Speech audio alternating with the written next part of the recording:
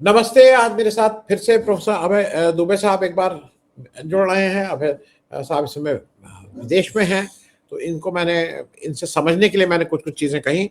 अभय भाई, ये जो दो चीज़ों पे हम लोग आज बात कर लें और आपका विचार तुरंत समझ लें। ये जो हम लोग इस पे काफ़ी बात कर लिए हैं और ये पूरा आंदोलन 20 तारीख को एक डेफिनेट पड़ाव हुआ, इसका चेंज हुआ, माइलस्टोन था, जब उन छात्रों को दिल्ली पुलिस ने जिस बर्बरता से पीटा और वो वहां से आंदोलन कहीं और टर्न हुआ। एक टर्न और हुआ, उस पर अलग बात करेंगे। यहां से एक आंदोलन में एक रुख पकड़ा। मैं दिल्ली 19-20 था, बाहर से बहुत से बच्चे आए हुए हैं, इसमें कोई दो राय नहीं है, मेजोरिटी बाहर वालों की है और वो किसी पार्टी या किसी उससे जुड़े हुए नहीं है, वो डायरेक्शनलेस हैं। जंतर मंतर को कॉर्डन ऑफ किया है, तो बाहर बहुत से बच्चे घूम रहे हैं, उनको समझ नहीं आ रहा है कि उनको करना क्या है। लेकिन ये पता है कि यहाँ से कोई उम्मीद लेके आए हैं कि यहाँ से शायद कोई शिक्षा व्यवस्था इस पूरे उसमें कुछ ना कुछ बदलाव जरूर होगा। मैं एक दो चीजें वो बता दूं। एक तो मालूम नहीं है, डंडे में कील लगा के मारने का काम, ये डंडे क्या मोदी जी को मित्रवत वहां से उपहार स्वरूप बम्बई चीन से आए थे, बिना नेम प्लेट के नेम प्लेट हटा के ये बात करना, गुंडों को पुलिस के साथ सादी लिबास में आके उनको भी पीटने का लाइसेंस देना, ये बिल्कुल साफ साफ मुझे तो दिखाई दे रहा है गुजरात में जिस तरह से 2004 के दंगों के बाद मोदी और अमित शाह की जोड़ी ने वहां कंट्रोल इस तरह का दमन किया था। ये दिल्ली पुलिस सीधे सीधे गृह मंत्रालय के नीचे काम करती है और दिल्ली पुलिस को मैं अभी भी ये मानता हूं कि दिल्ली पुलिस वही कर रही है जो उनका मुखिया अमित शाह कह रहा है करने को, उसके अलावा कुछ नहीं। कैसे मारना है, किसको मारना है, कहां मारना है, गंदे ढंग से मारा गया है। 15-16 साल से बच्चों को लेके 20-22 साल के बच्चों को खूब पिटाई की गई है, जबकि वहां कोई प्रोवोकेशन नहीं था। मैं इसी से शुरुआत कर रहा हूं। यहां से एक डेफिनेट डायरेक्शन इस पूरे आंदोलन को मिल गया है। मैं पहले अमित शाह की जिम्मेदारी की बात, धर्मेंद्र प्रधान तो थे ही, लेकिन इसके लिए पूरी तरह से मैं अमित शाह को जिम्मेदार मान रहा हूँ। प्रोफेसर दुबे, राहुल गांधी जब प्रधानमंत्री के दफ्तर के सामने अनशन कर रहे थे तो उस वक्त उन्होंने एक ऐसी बात कही थी, तकरीबन आपकी बात में भी वही प्रतिध्वनि हो रही है। जाहिर है कि हम बहुत सी बातों पे सब लोगों के विचार एक हो जाते हैं। राहुल गांधी ने कहा था कि धर्मेंद्र प्रधान को तो इस्तीफा देना ही चाहिए, लेकिन बच्चों को धर्मेंद्र प्रधान ने नहीं मारा है, बच्चों को अमित शाह की पुलिस ने मारा है और अमित शाह को इस्तीफा देना चाहिए और अमित शाह प्रधानमंत्री नरेंद्र मोदी को रिपोर्ट करते हैं, इसलिए नरेंद्र मोदी को इस्तीफा देना चाहिए। तो इस तरीके से उन्होंने इन तीनों मांगों को जोड़ दिया उन्होंने इसमें। अच्छा, अब सवाल यह है कि वो मारने वाले कौन थे। ये तो पर्दा पहली बार इस आंदोलन से ही उठा है। इससे पहले भी ये लोग एक्टिव सक्रिय रहे होंगे और ये सब हरकतें करते रहे होंगे, लेकिन पर्दा उठा है। कांग्रेस के एक प्रवक्ता है सुरेंद्र राजपूत, मैं उनको श्रेय देना चाहता हूं। उन्होंने एक लंबी पोस्ट लिखी और उस पोस्ट में उन्होंने लिखा है कि मोदी और अमित शाह ने मिलकर एक MSF नाम की एक फोर्स बनाई है, एक खुफिया फोर्स बनाई है, मोदी शाह फोर्स। MSF से आप अंदाजा लगा, मोदी शाह फोर्स। इसकी खास बात ये होती है कि इसके लोग जो हैं वो कभी वर्दी पहनकर, कभी मुंह पर रुमाल बांधकर, कभी सादा कपड़ों में और कभी किसी दूसरे तरीके से इसी तरह के जन आंदोलनों में बहुत बुरी तरीके से लोगों को मारते हैं। इतनी बुरी तरीके से मारते हैं कि जो कि अर्ध पुलिस वाले और अर्ध सुरक्षा बल भी नहीं मारते इस तरीके से। यानी जो पुलिस वाले संविधान और कानून के तहत रह के जो काम नहीं कर सकते हैं, वो काम ये गैर कानूनी तरीके से ये लोग करते हैं। और अब तो बहुत सारे वीडियो इसके सोशल मीडिया पर मौजूद हैं, जिसमें लोग कह रहे हैं कि भाई आप तो वर्दी नहीं पहने हुए हैं, आपके हाथ में डंडा क्यों है, आप क्यों मार रहे हैं। तो उठ के कहता है कि हम बताएं हम कौन है, और क्या कि फिर मारने लगता है। फिर ऐसे भी लोग हैं जो कि वर्दी पहने हुए हैं लेकिन दाढ़ी बढ़ाए हुए हैं, वो जो आजकल फैशनेबल दाढ़ी है ना, हर व्यक्ति, हर नौजवान दाढ़ी बढ़ाए रहता है, उस तरह की दाढ़ी बढ़ाए हुए हैं, मोटे हैं, तौन निकली हुई है। और जाहिर है कि वो रैपिड एक्शन फोर्स के लोग नहीं हो सकते हैं, वो PSC के लोग नहीं हो सकते हैं, वो CRP के लोग नहीं हो सकते हैं। जब उनसे कहा जाता है कि, और उन्होंने अपने सीने पर अपना नाम भी नहीं लिख रखा है, तो उनसे कहा जाता है आपका नाम कहाँ है, तो वो काफी सकपका जाते हैं उसमें। और हम जानते हैं कि किसी भी फोर्स में दाढ़ी रखने के लिए विशेष इजाजत लेनी पड़ती है, सिखों के अपवाद को छोड़कर। और दाढ़ी की भी क्या आकार प्रकार होगा, कितनी लंबाई होगी, ये सब भी फोर्सेस में तय होता है। दाढ़ी रखना फोर्स में आसान नहीं है। अगर आप सिख नहीं है तो दाढ़ी रखने की इजाजत आपको बहुत मुश्किल से मिलती है और लगभग नहीं मिलती है। तो इसका मतलब है कि साधारण कांस्टेबल है, कांस्टेबल की पोशाक पहने हुए जो व्यक्ति मारपीट कर रहा है डंडे से, और वो दाढ़ी रखे हुए है और उसकी तौन भी निकली हुई है, सीधा मतलब है कि वो एक भारतीय जनता पार्टी की जो प्राइवेट मिलिशिया है, जो एक सीक्रेट मिलिशिया है, उसका गुंडा है, उसका एक हिंसक तत्व है जो जन आंदोलनों के ऊपर छोड़ दिया जाता है। इसको, इन लोगों को दंगों में भी इस्तेमाल किया जाता होगा। अच्छा, कोई भी पुलिस वाला लड़कियों के गुप्तांगों को निशाना बनाकर अपनी लाठी नहीं चलाएगा। वो लाठी चलाता है, उसके लाठी चलाने के तरीके होते हैं, उसकी उसे ट्रेनिंग दी जाती है।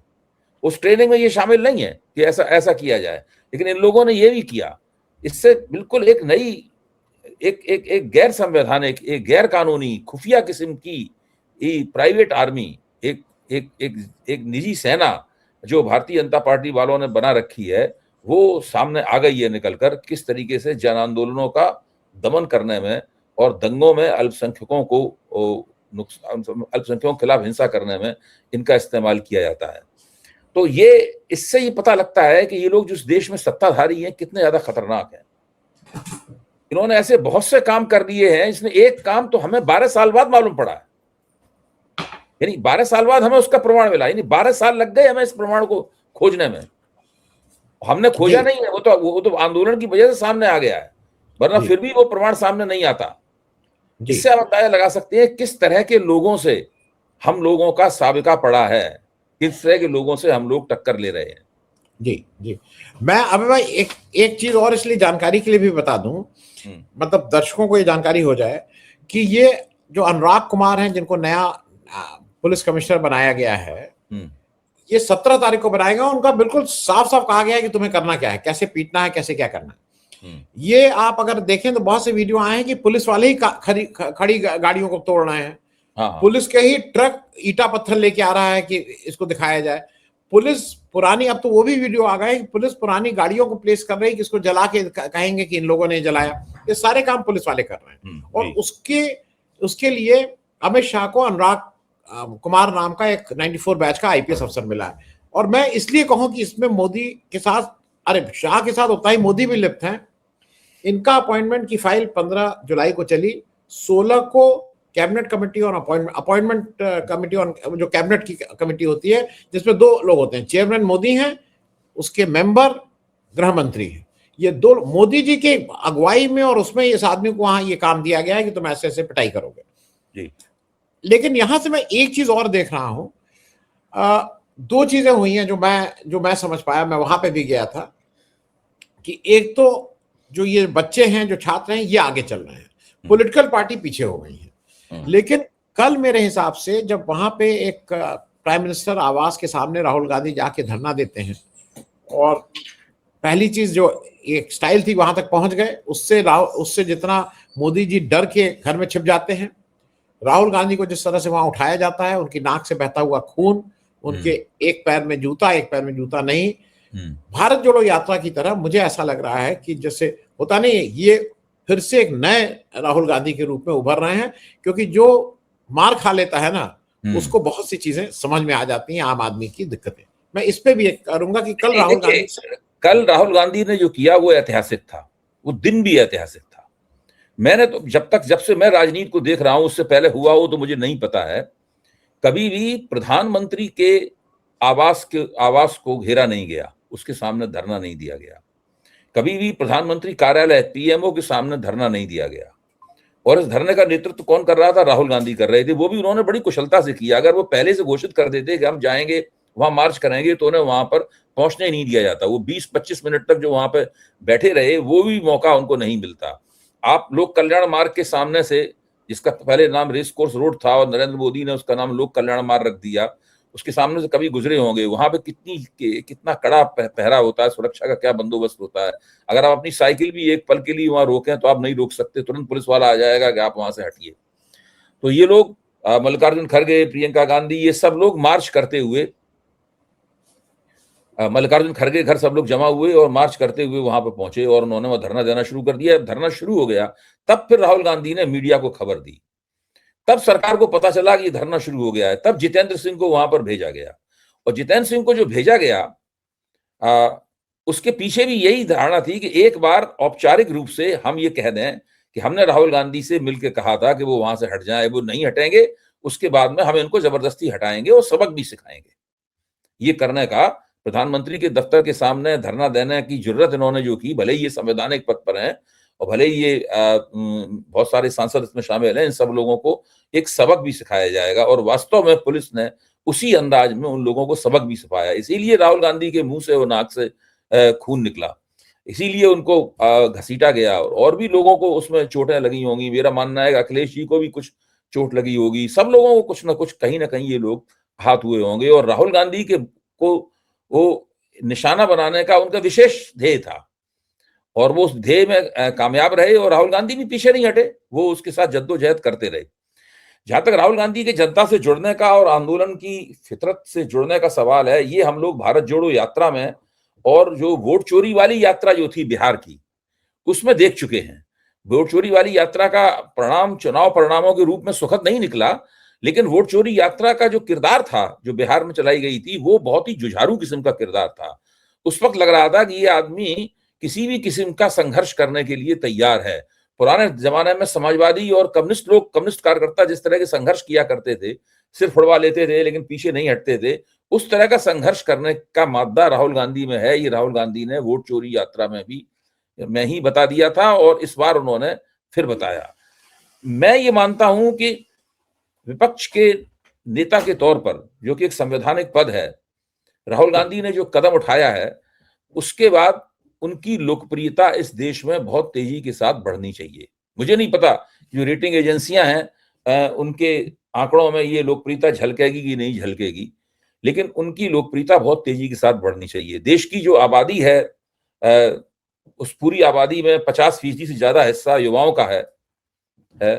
उनके बीच में राहुल गांधी की लोकप्रियता पहले से ही बढ़ रही थी और नरेंद्र मोदी की पहले से ही कम हो रही थी। अब तो मेरे ख्याल से इस उसके बढ़ने की रफ्तार में और भी ज्यादा इजाफा होना चाहिए। जो कल घटना हुई है वो एक ऐतिहासिक घटना है और उसके ऐतिहासिक परिणाम निकलेंगे, मुझे इसमें कोई शक की बात नहीं। जी, मैं प्रोफेसर साहब एक और चीज मुझे ऐसा लगा कि दो चीजें हुई और मैं इसलिए थोड़ा दुखी हूं, आज उस पर बहुत सा निकला भी है और ये थोड़ा सेंसिटिव मामला था। सारी ऑपोजिशन को भी शायद कल एकजुट होने का हुआ है। वहां अखिलेश यादव भी आ गए थे। आज अखिलेश यादव ने फिर अच्छा इंटरवेंशन किया लोकसभा में, उन्होंने उस पर ठीक से वो किया और जैसा है कि चर्चा के लिए अब सरकार तैयार हो गई है।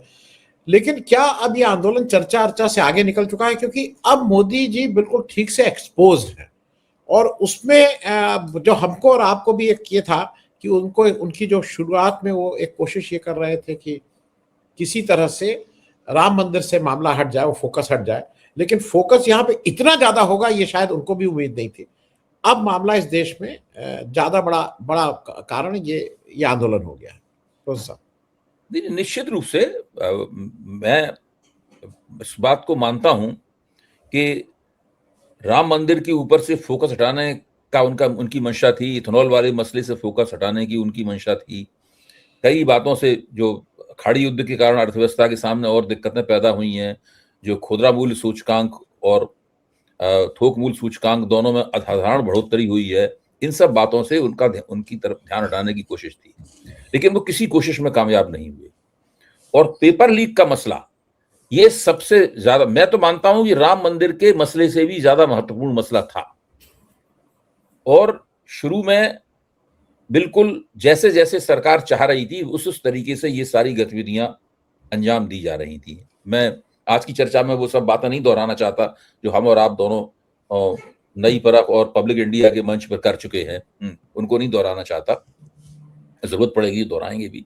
तो वो, लेकिन पेपर लीक वाले मसले ने, देखिए जब अमित शाह के कमरे में मीटिंग चल रही थी, संसद के दरवाजे बंद कर दिए गए थे और अमित शाह के कमरे में करीब 3.5-4 घंटे तक मीटिंग चल रही है। 4 घंटे का मतलब होता है कि आधा कार्य दिवस, पूरे आधे दिन तक मीटिंग चलती रही, 8 घंटे का कार्य दिवस होता है। तो सबसे ज्यादा उस मीटिंग में इस बात को लेके बेचैनियां थी कि 50,000 से 1 लाख लोग, उसमें भी नौजवान और छात्र, दिल्ली में आ गए। सब लोग ये कह रहे थे इतने लोग कैसे आ गए, ये तो बहुत गलत हुआ, बहुत बुरा हुआ, इसकी तो बहुत बदनामी होगी, इससे होने वाले नुकसान से कैसे निपटा जाए।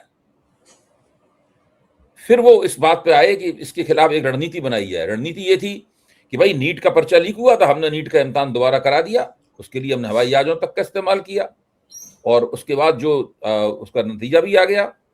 अब जो छात्र हैं वो तो अपनी पढ़ाई लिखाई में लौट गए हैं। ये सब लोग जो हैं ये छात्र नौजवान नहीं है, ये पेपर लीक से प्रभावित लोग नहीं है, ये राजनीतिक लोग हैं जो हमारी सरकार गिराने के लिए धरना प्रदर्शन आंदोलन कर रहे हैं, अराजकता फैला रहे हैं। और यह इसी से मिलती जुलती बात एनडीए का जो संसदीय दल की बैठक में नरेंद्र मोदी ने भाषण दिया, उस भाषण में नरेंद्र मोदी ने कही। नरेंद्र मोदी ने कहा भाई हमने पर्चा लीक हुआ था, गलत काम हुआ, पाप हुआ, और हमने उसको ठीक कर दिया, आगे से हम नहीं होने देंगे। यही बात उन्होंने कही, यही सरकार संसद में भी बोलने वाली है। और चूंकि राहुल गांधी ने अभी पीएमओ के सामने धरना दे दिया है, तो अब ये भी आरोप लगाया जाएगा कि पीएमओ के सामने राहुल गांधी ने धरना देकर जो है वो प्रधानमंत्री की सुरक्षा भेदने की कोशिश की। इस प्रकार के आरोप भी लगाए जाएंगे उसमें, है। तो ये सब भी होने वाला है। और पहले से ही भारतीय जनता पार्टी के कार्यकर्ताओं ने कांग्रेस के दफ्तरों के सामने देश भर में कुछ उछल कूद मचानी शुरू कर दी है इसी तर्क को लेकर।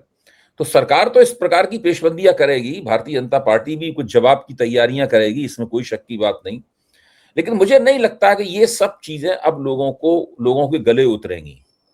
इनसे कोई नैरेटिव सरकार के पक्ष में बनेगा ये नामुमकिन है। मतलब क्योंकि सोशल मीडिया ने जो भूमिका निभाई है, देखिए पूरा आंदोलन सोशल मीडिया जनित है। मैं ये कहूंगा ये पहला आंदोलन है जो सोशल मीडिया के गर्भ से निकला है।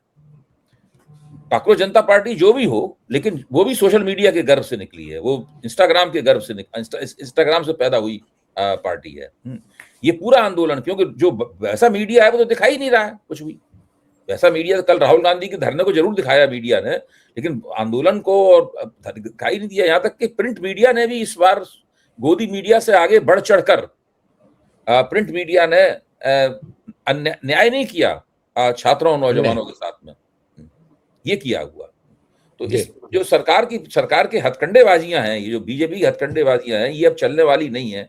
लोगों के गले ये नहीं उतरेंगी। पार्टी है वो तो अपनी बात कहेगी, अपने तरीके से इनका खंडन करने की कोशिश करेगी, लेकिन नहीं, क्योंकि यहां से जो हुआ है और ये पूरी घटना जो हुई है वो घटना कुछ असाधारण किस्म की है। मुझे उम्मीद नहीं थी कि ये सब होगा। मैं इस बात को स्वीकार करता हूँ। प्रोफेसर मेरा अंतिम प्रश्न है और इसी से खत्म करेंगे। दो चीजें का एक साथ पर, एक तो अप्रत्याशित हो रहा है कि आज वहां खुद दिखाई दे रहा है, कल से देश भर से कहीं कहीं से कोई जोमेटो, स्विगी, कोई खाना भेज रहा है, कोई बर्गर भेज रहा है, वहां इतने ज्यादा आ रहे हैं कि उसकी ढेर लग गया है। तो एक तरह से उस पूरे देश ने इस समय उसको हाथों हाथ ले लिया। पहली बार मैं ये देख रहा हूं इस तरह की। लेकिन साथ में मुझे एक बात का बहुत अफसोस हुआ कि इस कॉकरोच जनता पार्टी के जो जिसको कहेंगे ना, जो फाउंडिंग साहब थे, जिनकी वजह से ये कॉकरोच जनता पार्टी बनी, हमारे जस्टिस सूर्यकांत साहब, इतिहास जब भी लिखा जाएगा कॉकरोच जनता पार्टी के जो निर्माता थे उसमें इनकी वजह से हुआ।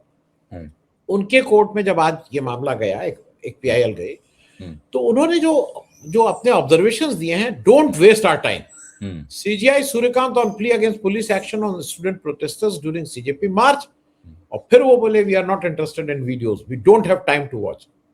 इनके पास ये हटा लीजिएगा, इसके लिए टाइम नहीं है। दुनिया की सारी चीजों के लिए टाइम है। बच्चे पिट रहे हैं, 150 से ज्यादा बच्चे एडमिट हैं, एक लड़की वेंटिलेटर पे है, लोग डिटेन्ड हैं, और ये कह रहे हैं कि we don't have time for this. तो क्या इनके लिए टाइम सिर्फ इसीलिए है कि लंदन में जाएं और कहां जाएं, और उस पर अगर आप कहिए तो आपके ऊपर कंटेम्प्ट और मालूम नहीं क्या क्या कहें। मैं इस पे भी एक आपकी टिप्पणी, जो बच्चों को खाना आ रहा है और जो CGI साहब कर रहे हैं, दोनों की संवेदनशीलता जरा आपसे पूछ लें। देखिए, बच्चों के लिए जो खाना आ रहा है वो तो उस हमदर्दी का बहुत छोटा सा अंश है जो हमदर्दी इस वक्त पूरे देश के दिल में इन बच्चों के लिए है। और उस हमदर्दी के साथ में एक रोष और गुस्सा भी है जिसकी अभिव्यक्ति तो अभी ठीक से हुई नहीं है। अभी नरेंद्र मोदी एंड कंपनी ने और उन जजों ने जो कि कंप्रोमाइज्ड हो चुके हैं पूरी तरीके से, मैं किसी जज का नाम नहीं ले रहा हूं, उनके खिलाफ जो नाराजगी है इस देश में, उस नाराजगी का अभी तो उन्होंने 10वें अंश को भी उन्होंने का अनुभव नहीं किया है। जिस दिन वो नाराजगी निकलकर उनके सामने आएगी तब उनको लगेगा कि अरे ये क्या हुआ, बुरी तरीके से घबरा। अब एक है भारतीय जनता पार्टी की एक सांसद हैं कंगना रनौत, जो अभिनेत्री तो बहुत अच्छी थी, लेकिन उन्होंने राजनीति में आकर जितना उन्होंने अच्छा नाम कमाया था एक्टिंग के क्षेत्र में, उसको उन्होंने गुड़गोबर कर दिया उसका। तो उन्होंने एक वक्तव्य दिया है, उस वक्तव्य हम चाहें तो हंस सकते हैं और चाहें तो हम उस वक्तव्य को उसका मानी निकाल सकते हैं। उन्होंने दिल्ली पुलिस को धन्यवाद देते हुए कहा है कि दिल्ली पुलिस ने हमें बचा लिया, हो सकता है भीड़ हमारे ऊपर हमला कर देती, हमें जो डर था कहीं भीड़ हमारे ऊपर हमला न करती। ये जो डर है, ये डर भारतीय जनता पार्टी के तमाम नेताओं और भारतीय जनता उन लोगों के जो अपनी भारतीय जनता पार्टी के साथ शिनाख्त कर चुके हैं। मैं मानता हूं उन पत्रकारों और एंकरनियों के दिल में भी ये डर है। जिस दिन नरेंद्र मोदी का शीराजा गिरेगा ना, उस दिन ये इस गोदी मीडिया की इमारत भी भरभरा कर ध्वस्त हो जाएगी और इस तमाम ये एंकर नहीं उनके नीचे दब जाएंगे। तो हमें और आपको जाके ही उनको मलबा हटाकर उनको बाहर निकालना पड़ेगा, बचाना पड़ेगा उनको। ये स्थिति हो चुकी है। इन लोगों को नहीं पता है कि जो हमदर्दी आ रही है बच्चों के लिए स्विगी और जोमेटो से भेजे गए खाने के रूप में, उस हमदर्दी के पीछे जो एक नाराजगी है, वो नाराजगी कब निकलनी शुरू होगी। मैं तो ये प्रार्थना करता हूं कि वो नाराजगी उस तरह से ना निकले जिस तरीके से श्रीलंका में निकली या जिस तरीके से नेपाल में निकली। वो नाराजगी लोगों की जो वोटिंग प्राथमिकता है, मतदान प्राथमिकता है, उसके परिवर्तन के रूप में वो नाराजगी निकले, तभी इस देश के लोकतंत्र को लाभ होगा। और ये जो सीजेआई साहब ने कहा कि उनके पास ये सब के लिए टाइम नहीं है, मैं उस पर भी एक बहुत छोटी टिप्पणी। अब आनंद जी, अब मैं इसके ऊपर क्या टिप्पणी करूं बताइए। ये वही सीजेआई हैं जिन्होंने काकरोच वगैरह कहा। आप एक तरह से देखा जाए तो ये हमारे देश की आंदोलनकारी राजनीति में उनका सकारात्मक योगदान भी है। योगदान था, ठीक है। मतलब एट टाइम्स नहीं, कई बार no comments is also a comment. मैं इसको खत्म कर रहा हूं और एक ही चीज कहूंगा कि ये अभय भाई हमने आपके सामने देखा गोदी मीडिया के वो सबसे चमकते सितारे, वो सबसे नवरत्न जिनसे मोदी जी हंसी ठिठोली हरदम करते रहते हैं, उसमें से एक की भी हिम्मत खुद आने की नहीं पड़ी। अपने यहाँ के जो यंग जर्नलिस्ट हैं जो एक्सपोज नहीं है, उनको माइक लेके भेजा और उनके साथ जो व्यवहार हुआ वो हम और आप देख रहे हैं। लेकिन ये मैं एक बात की और तारीफ करूंगा कि इन बच्चों ने उनके साथ नारे तो लगाए, वापस जाने को तो कहा, लेकिन किसी ने उनको छुआ नहीं। और मैं उल्टा बोल रहा हूं, अगर हम और आप किसी बीजेपी आरएसएस के कार्यक्रम में जाएं तो हमको और आपको पूरा विश्वास है कि हमारे साथ इस तरह का व्यवहार नहीं होगा। हमारे साथ जो दुर्व्यवहार होगा वो हम और आप समझते हैं। चर्चा में भाग लेने के लिए बहुत बहुत धन्यवाद। Thank you so much.